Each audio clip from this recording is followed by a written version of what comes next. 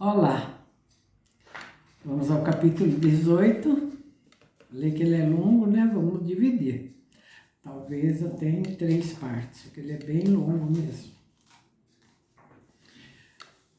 Vamos lá. O crepúsculo lilás impregnava a atmosfera de Alexandria, quando Lucano, exausto, deixou a enfermaria e o necrotério.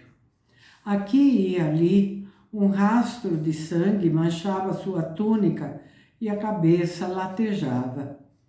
Encontrou José ben Gamliel, que aparentemente o esperava.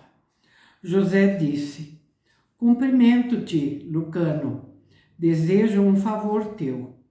Tenho um amigo querido que está vivendo em Alexandria há 2 meses. Não por escolha, mas porque adoeceu gravemente e está próximo da morte. Chama-se Eleazar ben Salomão, negociante rico que viaja em torno do mundo. Negociante riquíssimo e um bom homem. Irás vê-lo? Lucano respondeu secamente: Lamento, José, mas não desejo tratar nenhum homem rico, em parte alguma. Tomei a resolução de viajar para cada porto, em qualquer navio, a fim de tratar dos miseráveis e dos escravos das galés, pois estes não têm hospital em parte alguma, a não ser em Roma, que, portanto, não precisa de mim.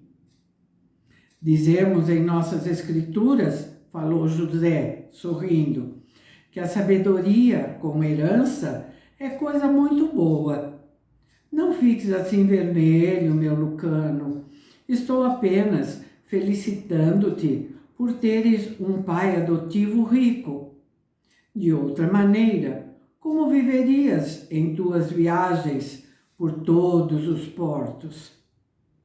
Não me consta que os ricos sofram menos com suas doenças do que os pobres, nem que Deus tenha outorgado a eles qualquer imunidade.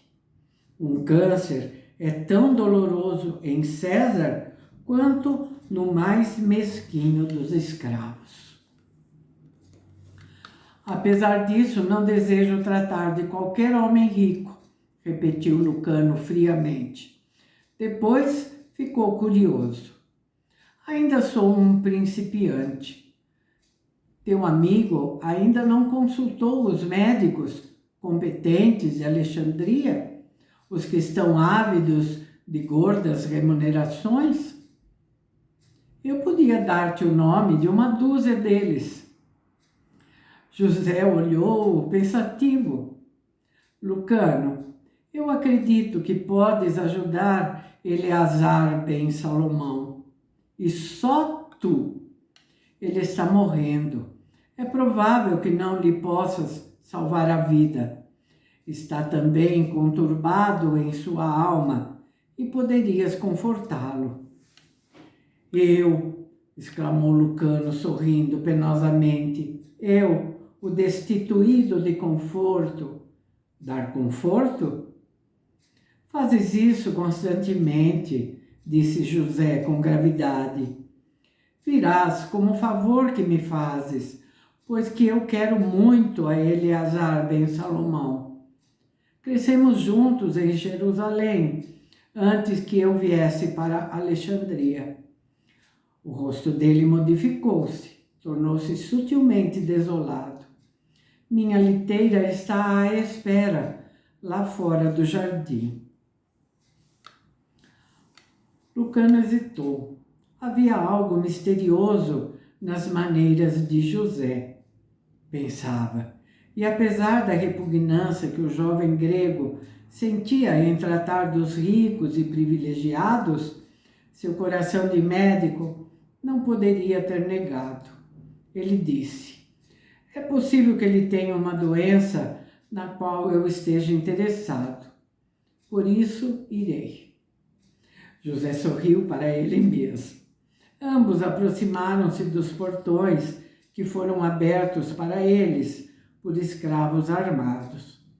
José como a sua família, não tinha escravos. Empregavam apenas homens livres que tinham comprado como escravos e libertado. Os carregadores de sua liteira eram jovens e fortes, que se inclinaram afetuosamente diante de seu amo. O entardecer estava muito quente, e o céu agora parecia uma ametista em fogo. José e Lucano sentavam-se lado a lado na liteira, abrindo as cortinas de lã, a fim de usufruir alguma brisa erradia. De súbito, naquela terra tropical, o dossel da noite tombou sobre Alexandria, e a lua saltou para o seu lugar. A cidade, como sempre, era um tumulto de cores, lâmpadas, vozes que clamavam, animais, homens e mulheres, pois só ao entardecer é que Alexandria acordava completamente. As tochas escarlates silvavam em seus soquetes, mendigos guinchavam e suplicavam a cada passo. Bigas estrondejavam, correndo pelas ruas tortuosas. Homens berravam, mulheres riam, a música erguia-se por trás das paredes e jardins, anunciando a turbulência de uma cidade ensandecida. Rapidamente veio o luar, banhando os telhados brancos e baixos, planos como a terra. Naqueles terraços, ele parecia pálido, tal água, e ali as pessoas das casas se iam reunindo para obter um pouco mais de frescor.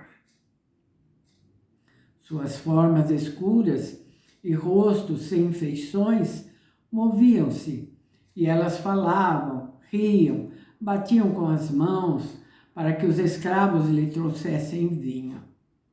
E vozes chamavam em muitas línguas estranhas. Às vezes, uma porta em arco se abria numa parede e era possível ver jardins iluminados, docemente perfumados e cheios de fontes e estátuas sobre as quais o luar derivava como chuva prateada. José não falou durante o curto percurso. Parecia mergulhado em melancolia, que só a ele dizia respeito. E Lucano não o interrompeu. Estava zangado consigo mesmo e cogitava na razão de lhe parecer sempre tão difícil negar alguma coisa a José ben Gamliel. A voz e o cheiro do mar aproximavam-se, e assim Lucano percebeu que a casa a que se destinavam ficava perto da água e seria, portanto, muito desejável. A imensa e branca lua olhava lá de cima, implacavelmente, para a cidade quente, fervilhante, sem lhe dar frescor. Agora eles chegavam a uma parede lisa, branca e alta, toda iluminada, e um liberto bateu numa porta em arco.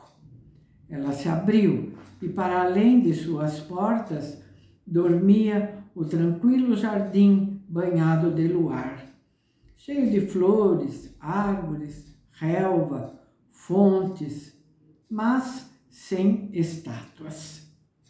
O perfume das flores, dos figos e dos jasmins veio embaforada para a rua. A casa, a uma pequena distância, era grande e branca, com ampla colunata e lateralmente com sacadas à maneira oriental. Mesmo ali, entretanto, naquela tépida limpeza, o odor fétido e aromático do Oriente mostrava-se insistente. O odor não era desagradável, tinha mesmo um certo aroma de especiarias e de incenso e de terra extraordinariamente fecunda. É agradável isto aqui, disse Lucano, de má vontade, lembrando-se da enfermaria da universidade. Este homem não poupa o seu dinheiro. Por que pouparia? Indagou José, em voz razoável. Dinheiro foi feito para ser acumulado? Poderia ser usado com maior vantagem no auxílio aos desamparados, na construção de sanatórios para os pobres, em abrigos para os que não têm lar, disse Lucano. José ben Gamliel suspirou. Eleazar ben Salomão é conhecido por suas muitas caridades e por sua bondade, pois tem o maior dos corações. Liberta todo escravo judeu que encontra e não descobrirás escravos em sua casa, nem em suas muitas casas em muitas cidades.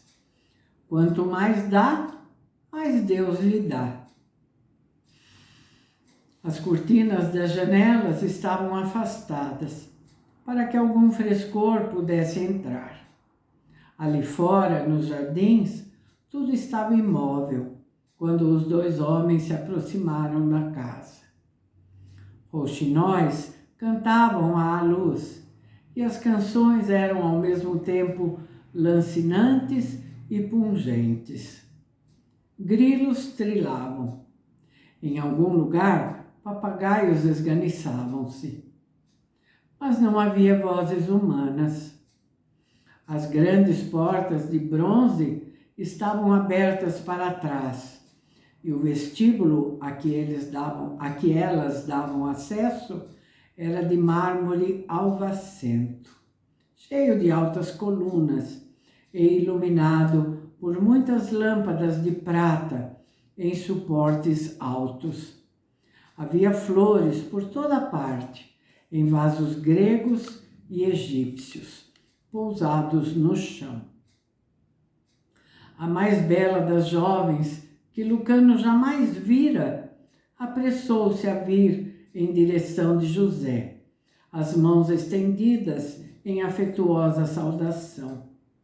Era mais bela do que Íris, a mãe de Lucano, que o jovem considerara sem rival, mesmo no que se referia às mais belas estátuas.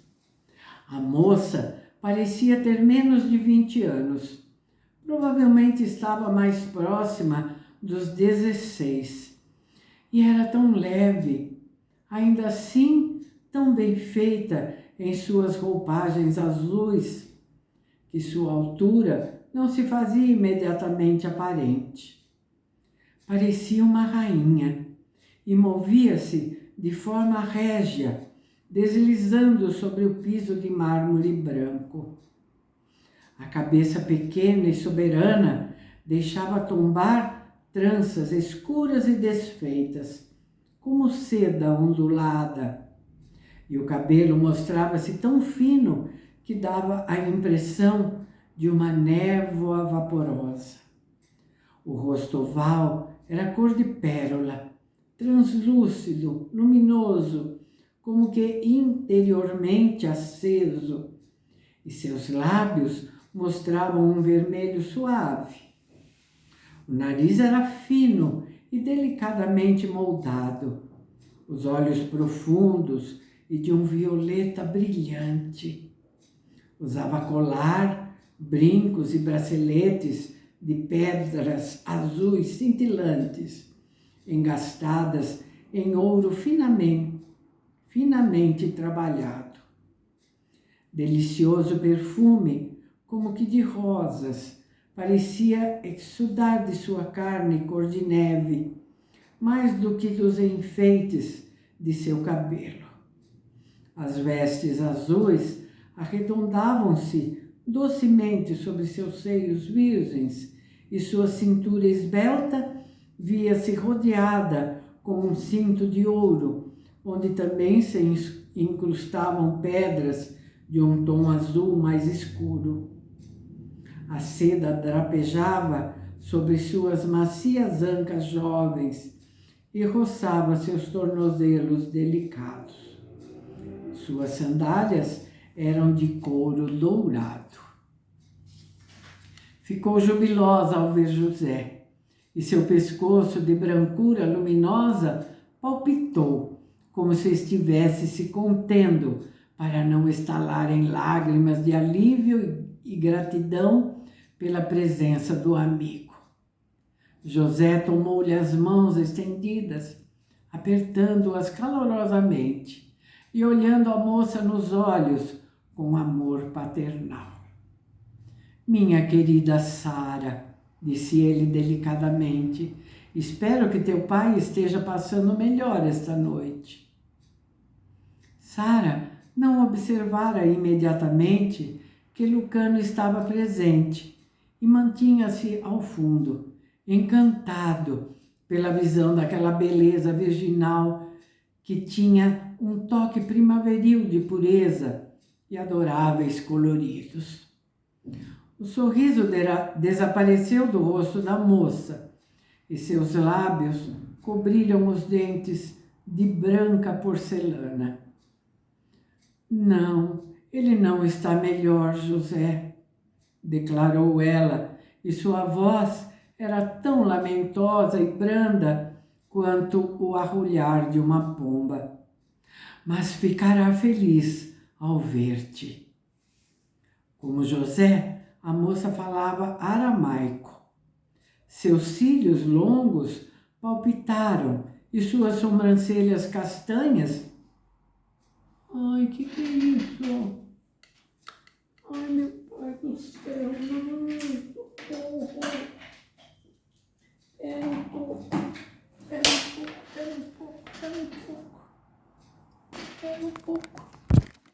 meu Deus. Espera um pouco. Desculpa, acabou a bateria aqui. Perdão, gente, vou continuar aqui.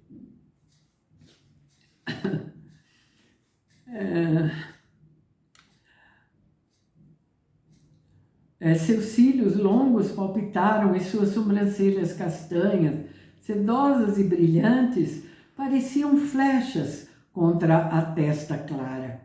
Não precisava de artifício algum para pintar seus olhos ou usar nele o col, como não necessitava colorir de róseo as pontas de seus dedos.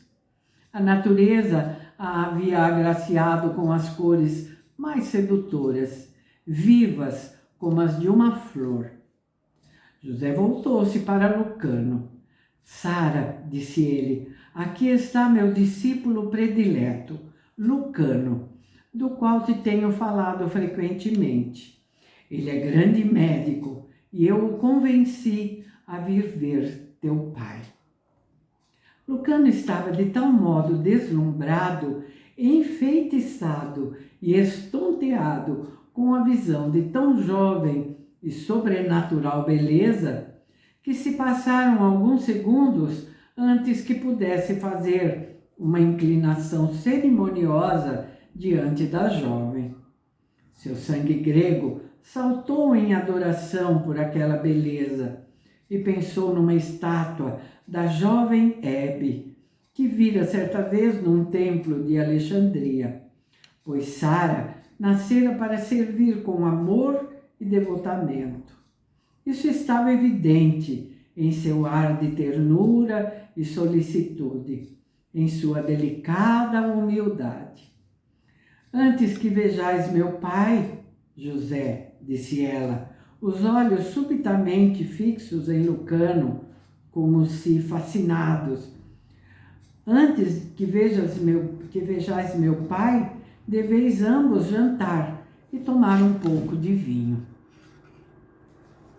Beberemos o vinho, disse José, acompanhando a moça para um aposento que se seguia ao vestíbulo e que estava mobiliado com bom gosto, embora sem ostentação, cheio de flores de coloridos variegados. Também ali não havia estátuas. As paredes eram brilhantemente coloridas, de mosaicos que formavam florações, folhas torcidas e formas orientais estilizadas. As colunas eram de mármore amarelo, as lâmpadas de bronze coríntio, o piso de quadrados brancos e pretos, sobre os quais se espalhavam tapetes persas que pareciam joias tecidas. Mas devemos voltar às nossas casas para jantar, pois em caso contrário, nossas famílias ficariam preocupadas conosco. Ah, compreendo, disse Sara, sem poder retirar os olhos de Lucano, que estava de pé, constrangido, no centro do aposento grande e fresco, alto e bonito como um deus. Depois de um momento, Sara teve um sobressalto e baixou os olhos. Seus belos seios ergueram-se rapidamente, depois abaixaram. Bateu palmas e um criado entrou, trazendo uma bandeja de prata, na qual havia copos cravejados com muitas pedras preciosas diferentes. A própria Sara serviu o excelente vinho, que cheirava a vinhedos aquecidos ao sol. Como que fascinada, deu a Lucano o primeiro copo, em vez de entregá-lo a José, o mais velho. Lucano tomou e seus dedos encontraram-se. O rapaz, a despeito de si próprio, sentiu como que uma descarga elétrica. Habituado às maneiras reservadas de Aurélia e de Íris e de antigas mulheres romanas, estava pensando na liberdade e naturalidade daquela jovem. Bebeu o vinho, que tinha um aroma e um gosto sedutores, e aborreceu-se consigo mesmo por ter apreciado a bebida. José, também bebendo, fazia perguntas à jovem em relação ao pai, falando baixo, e ela respondia com notas de angústia na voz. Lucano ouvia, encantado, o som da voz dela, tão dulçuroso, tão variado, tão eloquente. De vez em quando, falando, ela relanceava os olhos timidamente para o jovem médico, e quando os olhos dele encontravam os seus, Sara corava profundamente. Finalmente, os dois homens seguiram a jovem através de uma colunata aberta, cujas colunas eram prata e brilho sob o luar. A moça afastou para um lado uma cortina de pesada renda oriental e entraram todos num amplo dormitório que brilhava docemente com as lâmpadas de prata e cheirava a flores e a especiarias. Num grande leito esculpido em marfim, prata e ouro, jazia um homem de meia idade, recostado em almofadas de seda e um cobertor leve de lã colorida a cobrir-lhe os pés. Antes de Lucano ver-lhe o rosto, ouviu-lhe os arquejos desesperados em busca de ar, e seu espírito de médico esqueceu tudo, menos sua dedicação. Cumprimentos, meu caro Eleazar, disse José, aproximando-se da cama, seguido por Lucano. José tomou a mão do amigo e curvou-se para ele, sorrindo com carinhosa preocupação, enquanto Sara ficava aos pés do leito, também sorrindo, ansiosa para seu pai. Eleazar tentou falar, mas sua voz, no meio da respiração alta, abafava-se e desaparecia. Tossiu repetidamente. Repousa, disse José. Trouxe comigo o jovem médico Lucano. Bom, vou parar por aqui para ter uma sequência lógica, né? Tá bom? Então é isso, gente. Vamos ver o que tem Eleazar e como vai ser a atuação de Lucano aí, né? Tá bem? Voltamos então no próximo vídeo para sabermos da sequência dessa consulta.